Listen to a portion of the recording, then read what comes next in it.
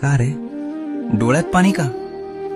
फक्त यासाठी रडतोयस ना की तुला माझ्याकडे अक्कलकोटला येता येत नाहीये. इतर लोक जातात आणि तुला मात्र परिस्थितीनं बांधून ठेवलंय याचं वाईट वाटतंय ना.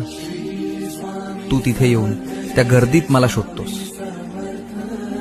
पण मी तर तुझ्या घरातल्या त्या कोपऱ्यात तुझ्या देव्हाऱ्यात मांडी घालून बसलोय.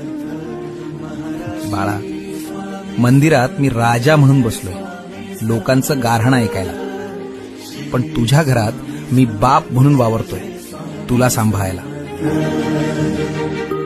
मग राजाच्या दरबारात जाणं महत्वाचं की बापाच्या मांडीवर बसणं महत्वाचं?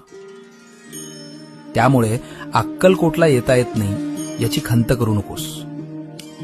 आत्ता याच क्षणी डोळे मिट आणि बघ, मी तुझ्यासमोर उभा नाहीये, तर मी तुझ्या आत बसलोय.